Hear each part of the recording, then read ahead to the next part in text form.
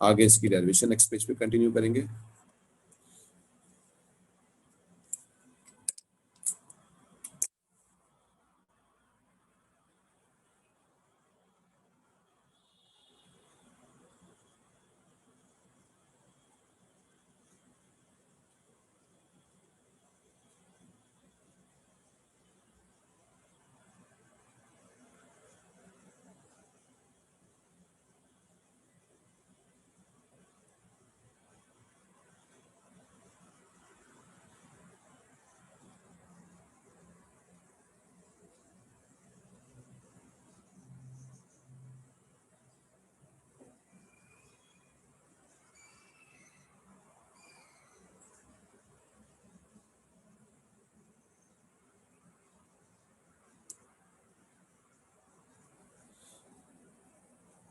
जी हो गया कॉपी है? 1 मिनट सर, एक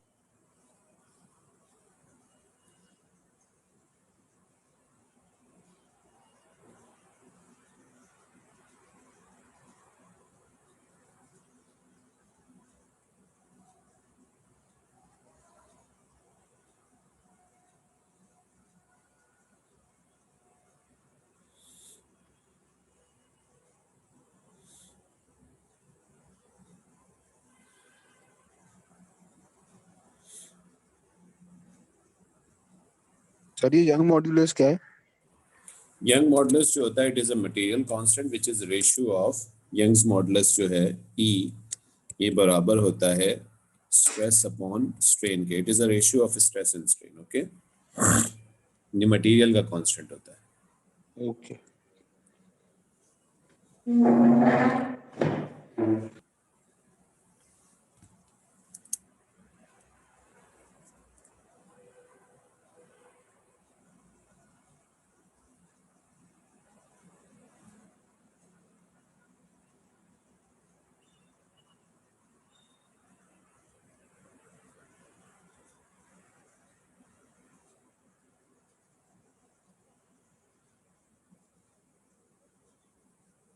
जी हो गया कॉपी?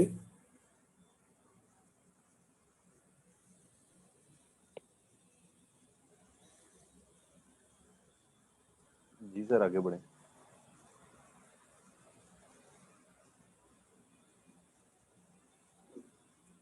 अच्छा, तो ये हमारे पास स्ट्रेस स्ट्रेन ग्राफ का एरिया हम निकालने जा रहे हैं और एरिया हमने ये प्रूफ करना है कि वो energy store per unit volume के बराबर होता है। ठीक है जी। चलिए, तो एरिया हमने क्या बराबर रखा है, that is equals to 1/2 strain into stress. ठीक है जी। अच्छा, दो चार चीजें पहले से ही हम डिफाइन कर लेते हैं ताकि हमें बाद में इसकी कोई प्रॉब्लम ना हो। स्ट्रेस किसके बराबर होता है? Stress is equals to force upon area. Strain किसके बराबर होता है? Extension upon original length. और स्ट्रेन एनर्जी ये किसके बराबर होती है? 1/2 Fx के बराबर होती है। ठीक है जी। अगर आप लोगों को याद हो, that is equal to 1/2 Fx। और वॉल्यूम, वॉल्यूम किसके बराबर होता है? एरिया इंटू लेंथ या एरिया इंटू हाइट के बराबर होता है। जैसे कि अगर हमारे पास एक वायर है जिसका शेप सिलिंड्रिकल होता है, तो जब हम इसके ऊपर फोर्स लगाते हैं और ये फोर्स इसके एरिया ऑफ क्रॉस सेक्शन की कैसी होती है? परपेंडिकुलर होती है 90 डिग्री के ऊपर। ठीक है, तो उससे इस वायर की थोड़ी सी लेंथ के अंदर चेंजेस आते हैं। इसमें एक इलास्टिक डिफॉर्मेशन होती है। ठीक है, और जो चेंज वॉल्यूम में चेंज वो होता है that is equal to, volume इसका जो होता है दैट इज इक्वल टू ये जो एरिया ऑफ क्रॉस सेक्शन है, इसको अगर हम इसकी लेंथ से मल्टीप्लाई कर दें तो बेसिकली इसका क्या मिल जाएगा? हमें वॉल्यूम मिल जाएगा। Now let's substitute the value of stress and strain in this equation. So this will become area is equals to 1/2 stress strain हमारे पास है extension upon length और stress है force upon area। ठीक है जी। अच्छा जी, A into L, जैसे कि अगर मैं इसको इस तरह लिख दूं, ठीक है, area is equal to 1/2 F X upon A into L. A into L हमने अभी डिस्कस किया किसके बराबर है, वॉल्यूम वी के, ठीक है जी। अच्छा जी, 1/2 एफ एक्स किसके बराबर है, 1/2 एफ एक्स हमारे पास बराबर है स्ट्रेन एनर्जी के, यानी कि ये जो टर्म है this term,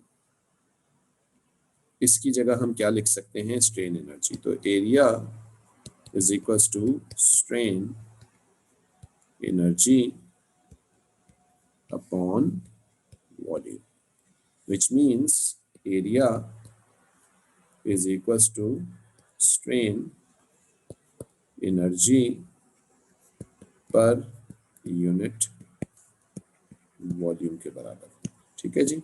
just copy that, यानी 1 मीटर क्यूब में मटेरियल के कितनी energy, elastic potential energy store हुई है, that is energy store per unit volume, ठीक है जी। सर स्ट्रेन एनर्जी की कोई शॉर्ट फॉर्म नहीं है तो पूरे लिखना स्ट्रेन स्ट्रेन एनर्जी को इलास्टिक पोटेंशियल एनर्जी ई लिखते हैं ना, एनर्जी को तो सिंपल। पड़ेगा।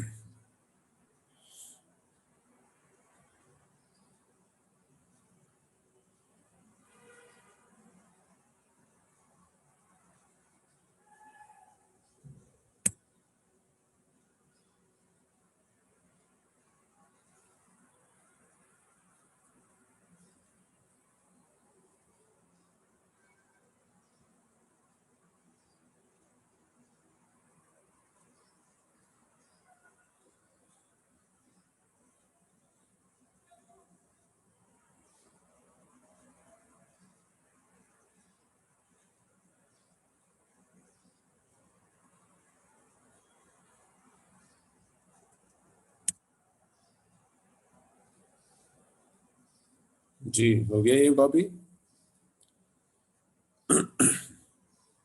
सर एक मिनट।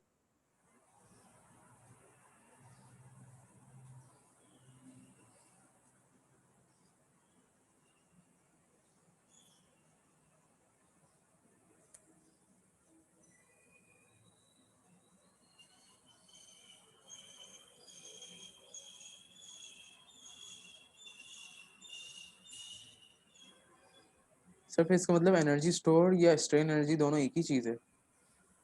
नहीं, energy store per unit volume अलग चीज है और स्ट्रेन एनर्जी अलग चीज है।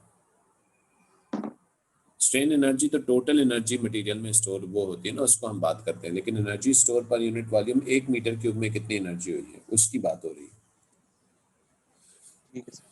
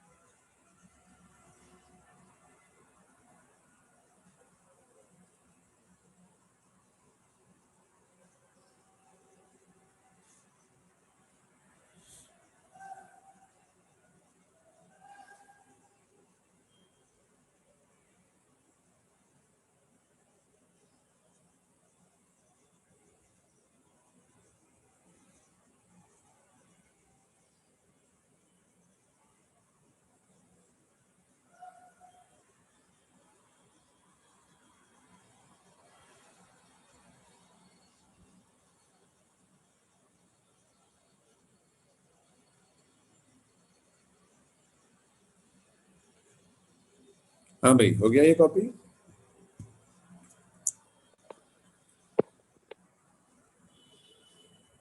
जी सर। अच्छा जी, इसके बाद लास्ट चीज जो अब हम लोगों ने देखनी है, ठीक है, that is the combination of springs.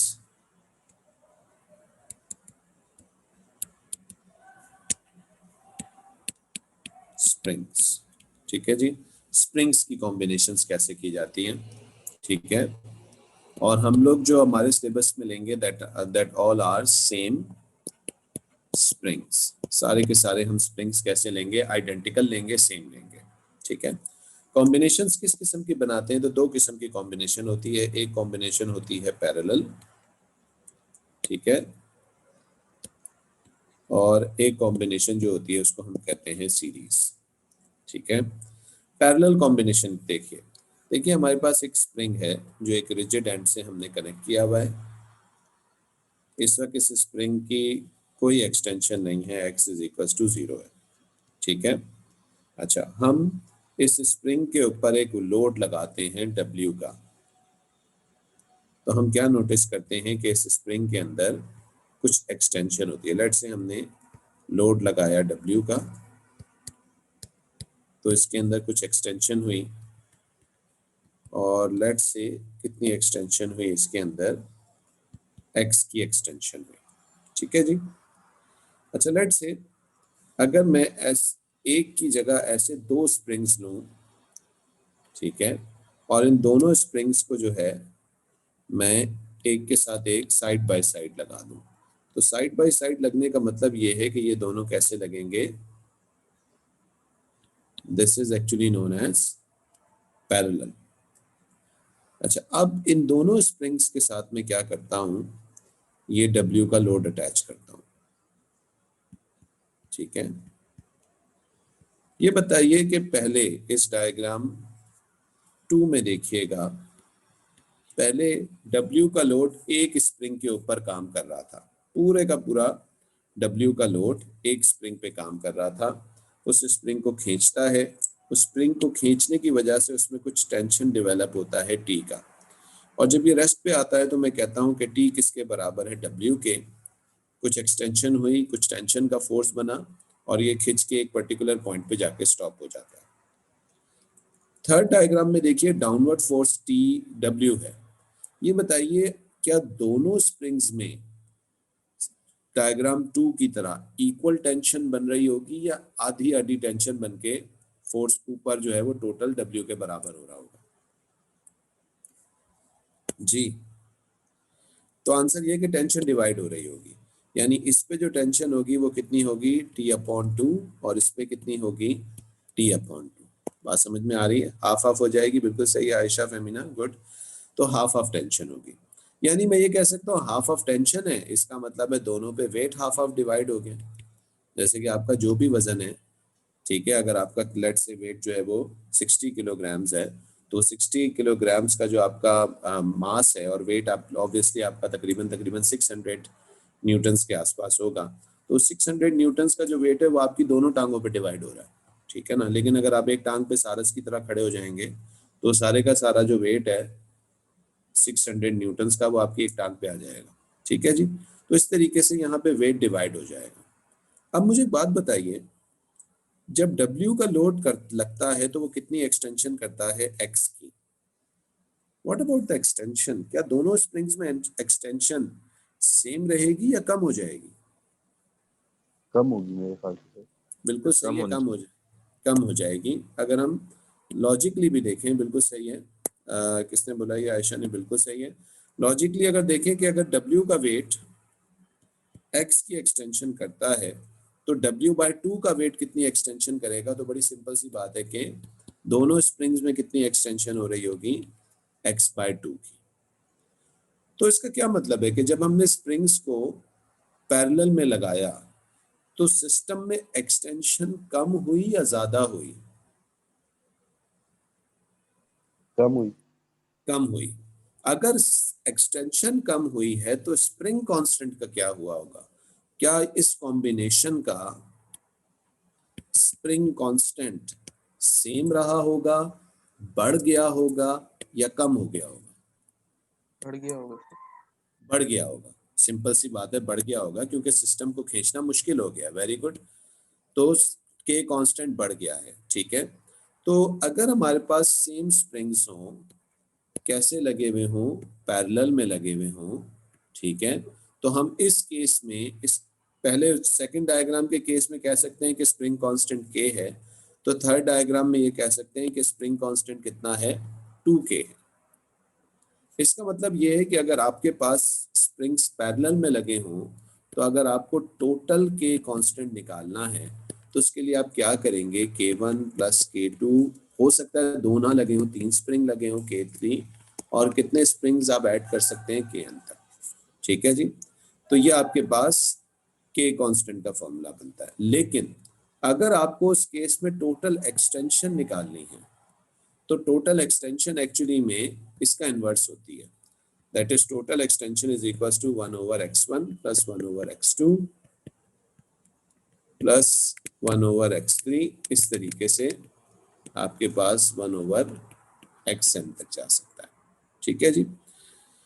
तो इस तरीके से हम लोग एक्सटेंशन की वैल्यू को कैलकुलेट कर सकते हैं। ठीक है, तो याद रखिएगा स्प्रिंग कांस्टेंट जब हम पैरेलल में लगाते हैं सिस्टम स्टिफ हो जाता है, सिस्टम ज्यादा टफ हो जाता है खींचना, क्योंकि के कांस्टेंट इंक्रीज हो जाता है। के कांस्टेंट्स की इंक्रीज होने की वजह से हम ये कह सकते हैं कि एक्सटेंशन उस सिस्टम में क्या होनी शुरू हो जाती है, कम हो जाती है। ठीक है, बल्कि अगर मैं आपको बड़े सिंपल सी एग्जांपल दूं, अगर आप ये दोनों फॉर्मूला नहीं भी यूज करना चाह रहे, अगर आइडेंटिकल स्प्रिंग्स हैं तो आप ये कह सकते हैं कि टोटल किसके बराबर हो जाएगा, n into K, where n is the number of springs, जितने भी स्प्रिंग लगे 1 2 3, और K spring constant of one spring हो जाएगा। जैसे कि टोटल के, जैसे कि मैंने कहा 2 के हुआ है, तो कितने स्प्रिंग लगे हुए हैं, 2, और एक स्प्रिंग का के कांस्टेंट के है, इसलिए टोटल स्प्रिंग कांस्टेंट कितना हो गया आपके पास, 2 के हो गया। जबकि एक्सटेंशन के लिए आप फॉर्मूला यूज कर सकते हैं, total extension is equals to x upon n। Again x extension in one spring, अकेले में, अकेला जब स्प्रिंग लगा था कितनी एक्सटेंशन थी, x, and again number of springs. जैसे कि इस केस में जब ये स्प्रिंग सेकंड डायग्राम में, अब देखिए एक्सटेंशन कितनी थी इसमें, x की। जब हमने 2 स्प्रिंग लगाए तो टोटल एक्सटेंशन कितनी हो गई, एक स्प्रिंग की extension divided by number of springs, कितने स्प्रिंग्स लगाए थे, 2, तो ये क्या हो जाएगी, x अपॉन 2 हो जाएगी। ठीक है जी। तो इस तरीके से आपके पास हम इसकी वैल्यूज को डिटरमिन कर सकते हैं। I think these formulas are more useful according to your syllabus. Okay भाई, एनी क्वेश्चन? सर ये के क्या होता है? के स्प्रिंग कांस्टेंट होता है, कोई स्प्रिंग, कोई मटेरियल कितना स्टिफ है, कितना टफ है, उसको खींचना कितना मुश्किल है, दैट इज डिटरमिन्ड बाय के स्प्रिंग कांस्टेंट। ठीक है जी।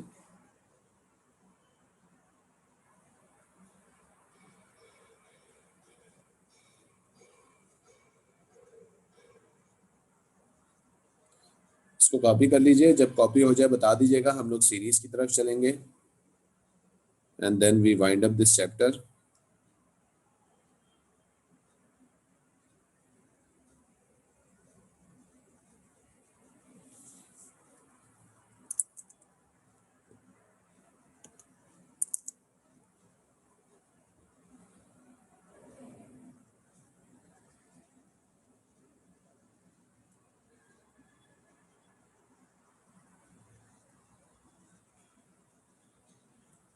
थर्ड डायग्राम में अगर हम वेट, टोटल वेट देखें तो वो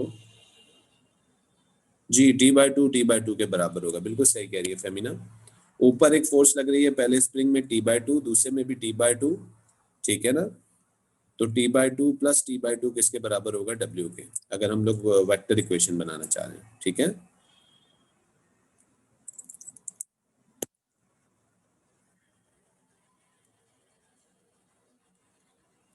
मॉज मैं देख लूंगा कल फिजिकल क्लास में, इसके पास पेपर करवा दूंगा, या ये है कि पास पेपर ज़्यादा बेहतर ऑनलाइन क्लास में हो जाते हैं, क्योंकि बड़ी इजीली शेयरिंग हो जाती है और बेहतर तरीके से सॉल्व हो जाते हैं उसमें। तो ऑनलाइन क्लास में पास पेपर करा दूंगा, फिजिकल क्लास में मैं कल वेव्स स्टार्ट करूंगा।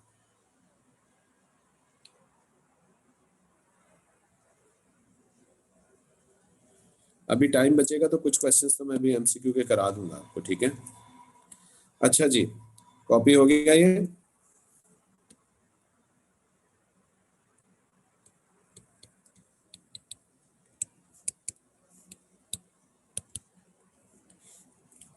जी जनाब, तो स्प्रिंग्स इन सीरीज के बारे में हम बात करते हैं। अगेन हमारे आइडेंटिकल स्प्रिंग्स हैं, फिर से वहीं से कहानी स्टार्ट करते हैं। बताइए, हमारे पास एक स्प्रिंग है, हमने जब इस स्प्रिंग के ऊपर W का लोड लगाया तो इस स्प्रिंग में कुछ एक्सटेंशन हुई। ये हमने W का लोड लगाया, W, और इस W का लोड लगाने की वजह से इसमें हमारे पास X की एक्सटेंशन हुई। ठीक है जी। सर एक चीज कंफ्यूज कर रही है मुझे कि आप ये हम्म। लोड के बीच से एक्सटेंशन क्यों ले रहे हैं? क्या चीज? ये अपना W के हाफ से आप स्प्रिंग की वो लेंथ क्यों नाप कर रहे हैं? सेंटर ऑफ ग्रेविटी से हमेशा नापा जाता है। डिस्टेंसेस को मेजर करने के लिए बेहतर जगह जो होती है वो सेंटर ऑफ ग्रेविटी होती है हमेशा। ठीक है ना। एक स्प्रिंग रेफरेंस खाली स्प्रिंग नहीं स्प्रिंग होते? स्प्रिंग स्प्रिंग भी लिया जाता है, लेकिन हम इसको सेंटर ऑफ ग्रेविटी से मेजर करते हैं, वो ज्यादा बेटर होता है उसको मेजर करना। ठीक है, चाहे तो आप यहाँ से कर लें, कोई ऐसा इशू नहीं है, इट डजंट मैटर। आप ये कर लें, चले एक्सटेंशन, ये नहीं, बस। ठीक है, अच्छा जी, तो ये आपकी एक्सटेंशन हो गई। Diagram 1, diagram 2, let's talk about diagram 3। जी, अब बताइए मुझे,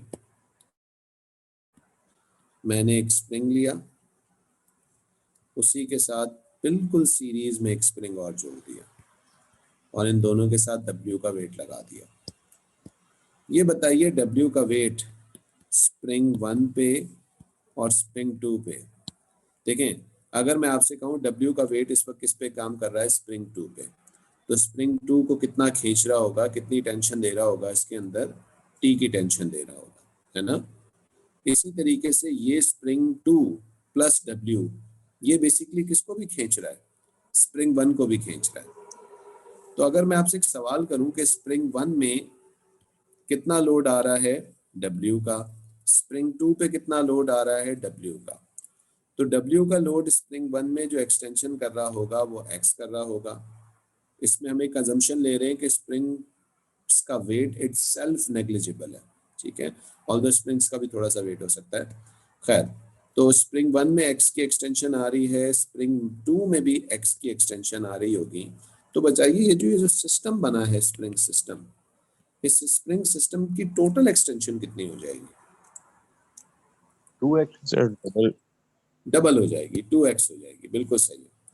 अगर 2x की एक्सटेंशन हो गई है, गुड, अगर 2x की एक्सटेंशन हुई है तो बताइए कि सिस्टम को खींचना आसान हो गया, मुश्किल हो गया? सिस्टम में टोटल एक्सटेंशन बढ़ गई या कम हो गई? बढ़ गई सर, बढ़ आसान गई, हो गया।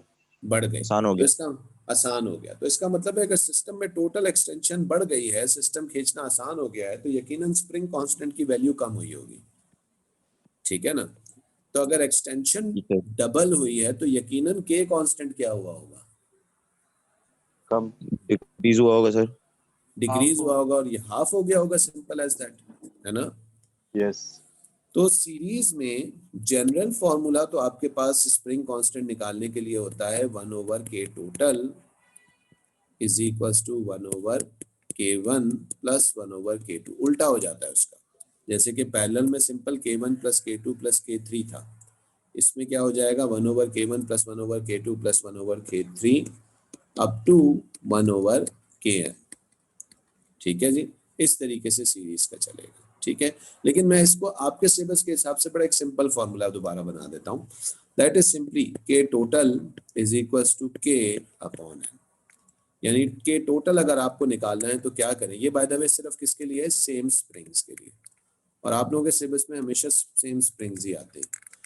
k total is equals to k is the spring constant of one spring divided by n is the number of springs हो जाएगा। ठीक है जी, ये तो k की बात हो गई। इसी तरीके से एक्सटेंशन का क्या होगा, तो फिर एक्सटेंशन क्या हो जाएगी, total extension is equal to x into n या nx हो जाएगी, where x is the extension of one spring और n आपके पास अगेन क्या हो जाएगा, number of springs.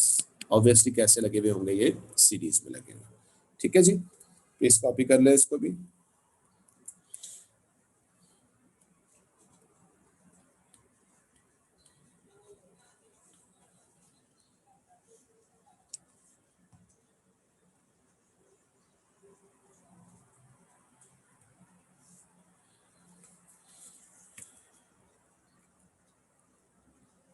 once you copy that, do let me know.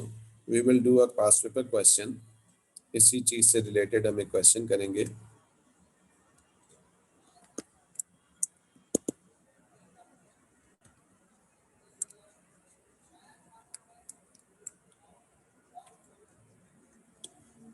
कल सब आ रहे हैं भाई कॉलेज? इंशाल्लाह सर जरूर.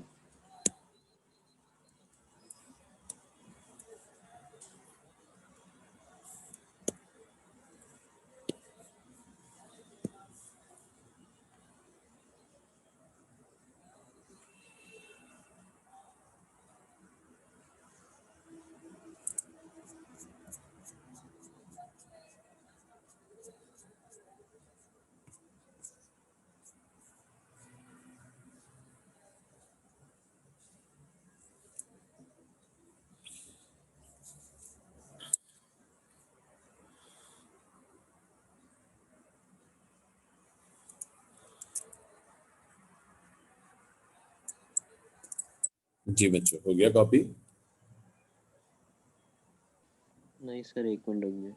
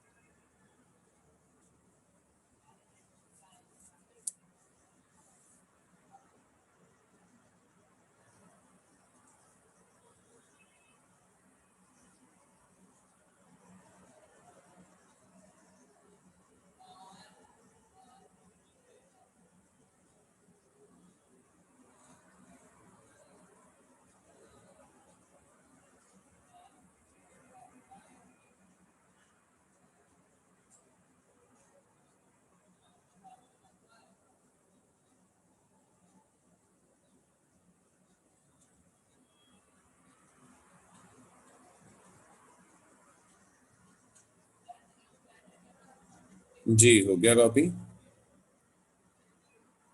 यस सर, हो गया. अच्छा जी. So let's solve this question.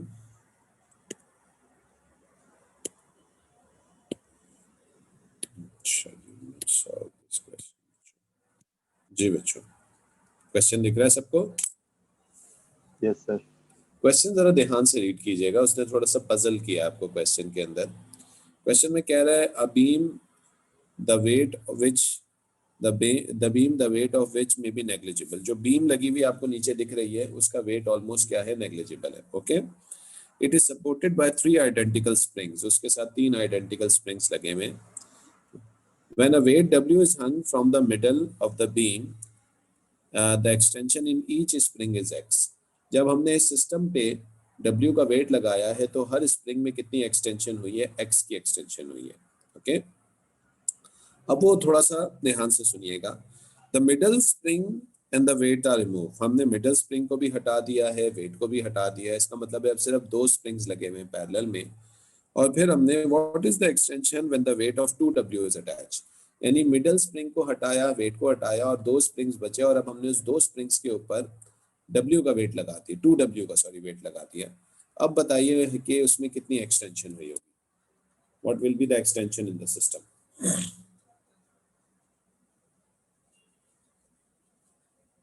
जी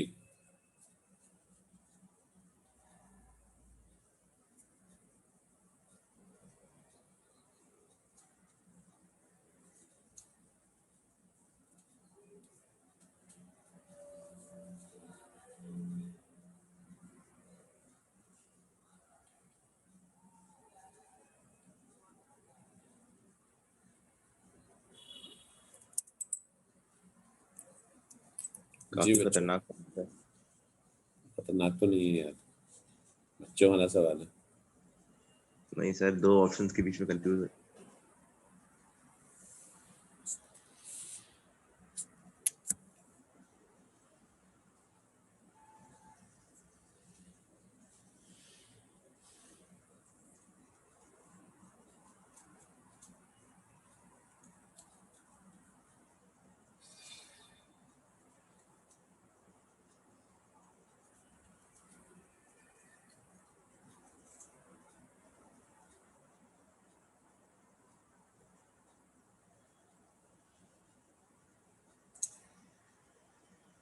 सी होगा। सर डी आंसर इसका।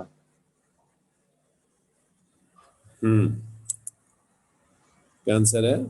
डी।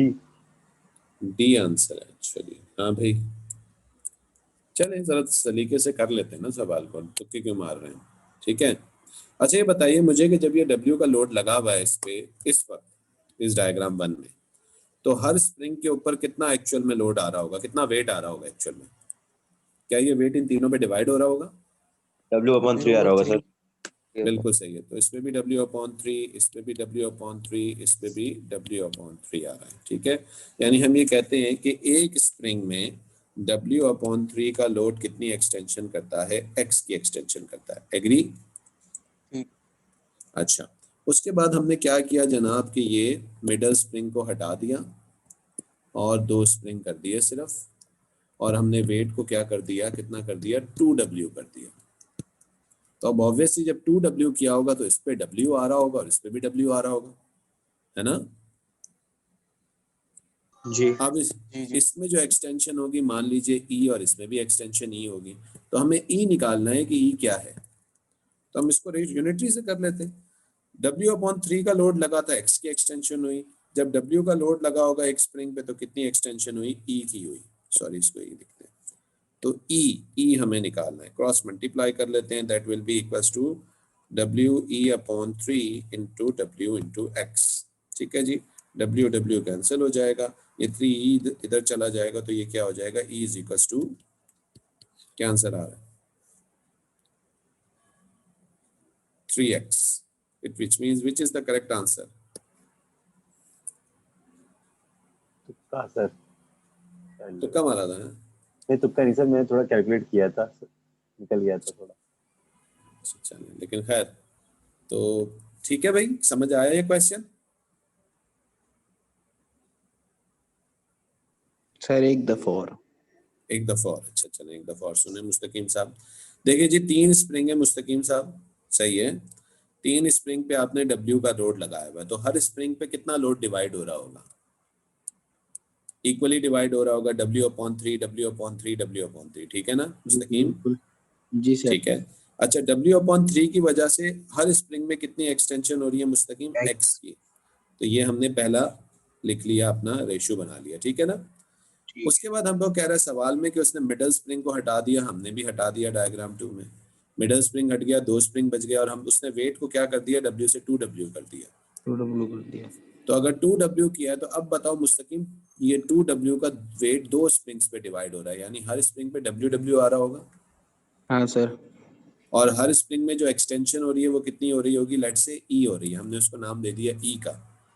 ठीक है, ओके। तो हमने क्या कहा कि W का लोड, ये देखो नेक्स्ट वाली में W का लोड कितनी एक्सटेंशन कर रहा है एक स्प्रिंग में, E की। ठीक है। क्रॉस मल्टीप्लाई किया, ये इधर मल्टीप्लाई हुआ, ये इधर मल्टीप्लाई हुआ, E multiply by W/3 WE/3, W multiply X is WX, W cancel हो गया, और हमारे पास ठीक E है। किसके बराबर हो गया, X के बराबर। 3x। ठीक ठीक है है ना? सर। ठीक तो है। W कैंसिल हो गया, है ना? वो कौन सी मूवी थी W जिसमें था? गोलमाल नहीं, W के नीचे धमाल हाँ धमाल। हाँ हाँ, खजाना दबा होता है ना W के नीचे। सर ये 3x जो है एक स्प्रिंग की एक्सटेंशन है। हाँ, तो आइडेंटिकल है ना सब में, सेम एक्सटेंशन होगी ना सब में। क्या कह रहा है, बट आइडेंटिकल स्प्रिंग्स है ना। ठीक है सर। ठीक है भाई, चलें यहाँ रोकते हैं आज, और इंशाल्लाह सी यू टुमारो। ठीक है भाई मुस्तकीम साहब? जी बिल्कुल सर। चलें, ओके भाई, अल्लाह हाफिज। अल्लाह हाफिज।